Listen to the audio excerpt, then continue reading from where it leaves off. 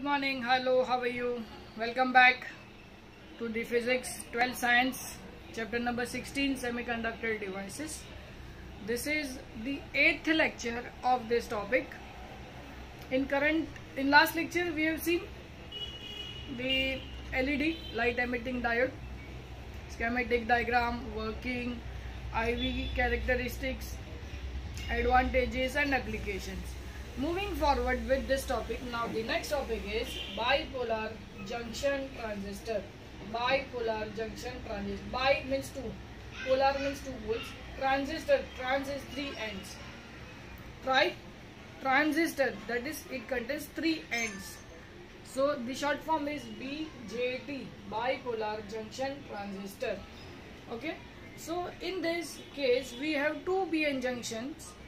They are embedded और उसको बंद करके रखा है, उसको बनाया गया है इस तरीके से जिसके तीन एंड हो गए, दो जंक्शन हो गया बाइपोलर, दो जंक्शन तीन एंड, इसके लिए उसको ट्रांजिस्टर कहा जाता है. The diagram we have as one is PNP transistor and second is NPN transistor and PNP transistor. तीन एंड जो है वो है emitter, base and collector. Emitter, base and collector.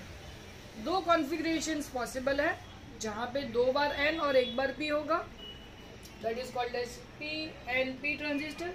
दूसरा कॉन्फ़िगरेशन इस तरीके से पॉसिबल है जहां पे दो बार P होगा और एक बार N होगा, उसको हम बोलेंगे PNP ट्रांजिस्टर. इसके अंदर जो चार्ज कैरियर्स है वो होल भी है और इलेक्ट्रॉन्स भी, दोनों भी चार्ज कैरियर्स है. Important thing to note is यहाँ पे होल और इलेक्ट्रॉन दोनों भी चार्ज को कैरी करते हैं.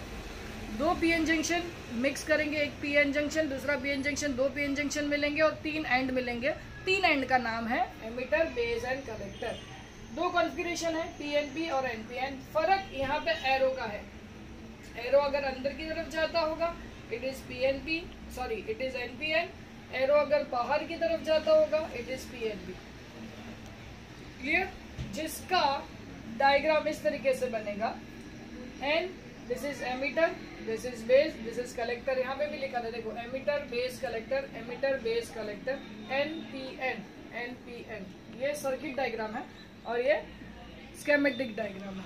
और पीएनपी क्या आएगा? Emitter base collector, PNP. देखो ये पहला पीएन जंक्शन बना, ये दूसरा पीएन जंक्शन, पहला पीएन जंक्शन दूसरा पीएन जंक्शन. क्लियर हुआ? ठीक है. इसके अंदर तीन चीजें हैं, तीन जंक्शन है, एमिटर, बेस एंड कलेक्टर. और जिसको हम जिस तरीके से चाहे उस तरीके से बना सकते हैं. इसका नाम आएगा पीएनपी ट्रांजिस्टर. ठीक है, आगे बढ़ते हैं. Now this is the symbolic diagram of NPN and PNP transistor. यहाँ पे डायोड का पोजीशन देखो, ये और ये उल्टा है, यहाँ पे ये और ये उल्टा है. ये इंपॉर्टेंट है, ये सेम है. एमिटर, बेस एंड कलेक्टर, ये हमेशा ऐसे ही रहेगा. This is emitter, this is base and this is collector. ठीक है. इसके पहले हम लोगों ने एक सर्किट डायग्राम भी देखा जिसमें एरो अंदर और बाहर था. उसके बाद पीएन जंक्शन डायोड कैसे दिखता है वो भी देखा, ट्रांजिस्टर. और अभी ये जो डायग्राम है एक्चुअल पोजीशन, ये कैसे काम करता है. ठीक है. यहाँ पे ये जो इसकी पोजीशंस है वो इम्पोर्टेंट है. ये आपको इस तरीके से ड्रॉ करनी है. हमेशा एमिटर पहले, बेस नीचे, कलेक्टर ऊपर, एमिटर बेस कलेक्टर. ठीक है. ये पीएनपी का सिंबल हो जाएगा, ये सॉरी ये एनपीएन का हो जाएगा, ये पीएनपी का हो जाएगा. अभी हम बात करेंगे भाई एमिटर बेस कलेक्टर क्या है, इसके अंदर डिप्लीशन रीजन क्या होता है, करंट कौन से फ्लो हो गया, रेजिस्टेंस क्या होगा और बायसिंग क्या होगा. बायसिंग मतलब उसका ऑपरेटिंग. चलिए, एमिटर क्या होता है. अभी जैसे हम लोग ने एक डायग्राम बनाया था, यहाँ पे देखो ये पहला पार्ट एमिटर था, फिर ये बेस था और फिर कलेक्टर था, बराबर ना. ये था एमिटर, ये था बेस और ये था कलेक्टर. एमिटर, ये अगर एनपीएन देखेंगे अपन, एनपीएन तो एमिटर जो है हेवीली बेस्ड होता है, हेवीली डोप्ड होता है, जिसमें हम लोग एन टाइप मतलब पेंटावलेंट इम्प्योरिटी को डोपिंग किया जाता है. और उसका जो थिकनेस है वो मॉडरेट थिकनेस होता है. और जहाँ पे ज़्यादा डोपिंग होता है एन टाइप का, अगर हम एनपीएन के बारे में बात करते हैं तो जो बीच वाला रीजन होता है वो बेस होता है. जो पॉजिटिव होता है एमिटर, बेस एंड कलेक्टर, और ये पॉजिटिव होता है पी टाइप से डोप किया जाता है. ये बहुत थिन, बहुत पतला और बहुत कम डोपिंग किया जाता है. बहुत कम और बहुत पतला डोपिंग किया जाता है पी टाइप, और लास्ट जो होता है कलेक्टर, वो सबसे हाईएस्ट डोपिंग किया जाता है। यहाँ पे सबसे ज़्यादा इलेक्ट्रॉन्स मौजूद होते हैं कलेक्टर्स में। सो 3 तरीके के रीजन मिल गए अपने को। पहला रीजन है एमिटर, जिसमें मॉडरेट डोपिंग होता है, जिसका थिकनेस मॉडरेट होता है, जिसमें एन टाइप डोप किया जाता है। दूसरा जो है बेस, बेस सबसे पतला, सबसे कम थिकनेस वाला रहता है, जहाँ पे पी टाइप डोप किया जाता है। सबसे बड़ा, सबसे ज़्यादा विड्थ वाला जो स्पेस है उसको हम कलेक्टर बोलेंगे, जहाँ पे सबसे ज़्यादा डोपिंग किया जाता है। ये हो गया emitter, base and collector. Clear? यहाँ के इन बिटवीन, ये पहले दोनों के बीच में एक पीएन जंक्शन डायोड बनता है, जिसको हम बोलेंगे ईबी जंक्शन। फिर एक जंक्शन बनेगा, उसको हम बोलेंगे सीबी जंक्शन या बीसी जंक्शन, कुछ भी बोल सकते हो। तो यहाँ पे 2 पीएन जंक्शन डायोड बन रहा है। पीएन जंक्शन डिप्लीशन रीजन बन रहा है, one is EB junction and one is CB junction. This is the depletion layer, because यहाँ पे क्या होगा, पॉजिटिव नेगेटिव रिकम्बाइन होके न्यूट्रल बनेंगे। ठीक है? So this is there are 2 depletion region, one is between EB and one is between CB. Current कौन से फ्लो होगा? एमीटर में से जो करंट जाता है उसको एमीटर करंट बोला जाएगा। आई से डिनोट होगा। बेस से जो करंट जाएगा वो आईबी होगा, which is less than 5% of the total current. And collector से जो करंट जाएगा उसको हम बोलेंगे आईसी। ठीक है? सबसे ज्यादा करंट कौन सा हो जाएगा? आईसी। तो आईसी इज इक्वल टू ये दोनों का addition, IC is equal to IE plus IB. ये हम इक्वेशंस के ऊपर बाद में आते हैं। अभी जैसे अपने को मालूम है कि रेजिस्टेंस क्या होगा, करंट मालूम पड़ गया। रेजिस्टेंस मतलब रेजिस्टेंस कौन से जंक्शन में कितना होगा, विच इज वेरी इंपॉर्टेंट, क्योंकि जब अपने को आउटपुट मिलेगा तो रेजिस्टेंस के ऊपर डिपेंड करेगा। तो ये देखना है कि जो रेजिस्टेंस ईबी जंक्शन होगा, ईबी जंक्शन यहाँ पे लो रेजिस्टेंस मिलेगा, क्योंकि इसका बनावट इस तरीके से है। और जब सीबी जंक्शन या बीसी जंक्शन होगा, इसका हाई रेजिस्टेंस होगा। ये भी क्यों एक रीजन है इसका भी, जैसे हम इसका वर्किंग देखेंगे तभी मैं आपको बताऊंगा कि इसका रेजिस्टेंस हाई क्यों है, इसका रेजिस्टेंस लो क्यों है, क्योंकि इसका ऑपरेटिंग वैसा है इसके लिए। ठीक है? बट आपको ये याद रखना है कि EB junction will have low resistance and CB junction will have high resistance. अब लिखते जाओ, मार्क करते जाओ, ये इंपॉर्टेंट पॉइंट्स है। अब बायसिंग, कि इसको बायसिंग कैसे किया जाता है। बायसिंग मतलब इसको चालू कैसे करते हैं, इसको ऑपरेट कैसे करते हैं, इसको यूज कैसे करते हैं, इसको हम बोलेंगे बायसिंग। बायसिंग सबसे बेस्ट। अभी देखो, इसमें एक बात समझना कि 2 पीएन जंक्शन है, एक पीएन जंक्शन दूसरा पीएन जंक्शन। तो इसकी पॉसिबल बायसिंग कौन से होगी, ये भी फॉरवर्ड ये भी फॉरवर्ड पहला, फिर ये फॉरवर्ड ये रिवर्स दूसरा, फिर ये रिवर्स ये फॉरवर्ड तीसरा, और ये दोनों रिवर्स चौथा। टोटल 4 तरीके की ऑपरेटिंग सिस्टम है। लेकिन सबसे बेस्ट कौन सा है, तो ये अपने को ट्रायल एंड एरर करके मालूम पड़ता है कि सबसे ज्यादा करंट कौन से मोड में मिलेगा। तो सबसे ज्यादा करंट मिला था अपने को एमीटर बेस जब फॉरवर्ड बायस होगा, और कलेक्टर बेस रिवर्स बायस। ये फॉरवर्ड होना चाहिए और ये रिवर्स होना चाहिए, तब ये ट्रांजिस्टर सबसे बेस्ट आउटपुट देता है। ये एक्सपेरिमेंटली प्रूव किया गया, इसका अपने को कोई प्रूफ मांगने वाला नहीं है। टेक्स्ट बुक में क्लियर गिवन है कि ये जो बायसिंग है ये फॉरवर्ड बायसिंग है, ये रिवर्स बायसिंग है। क्लियर? कि सबसे बेस्ट आउटपुट अपने को कब मिलेगा, this will be when this will be forward bias and this will be reverse bias, we will get the maximum current output. Okay, now let us see the working of bipolar junction transistor. So moving ahead with working of NPN transistor. Textbook में mistake है, textbook में यहाँ पे PNP transistor दिया है, आप लोग correction कर लो। वर्किंग ऑफ एनपीएन ट्रांजिस्टर आना चाहिए। डायग्राम में भी एनपीएन ही लिखा है, यहाँ पे प्रिंटिंग मिस्टेक में उन्होंने पीएनपी लिखा है। प्लीज एडिट, आपको करेक्शन करके यहाँ पे एनपीएन ट्रांजिस्टर करो। चलो, ये डायग्राम में यहाँ पे ये एमिटर है, बेस है और ये कलेक्टर है।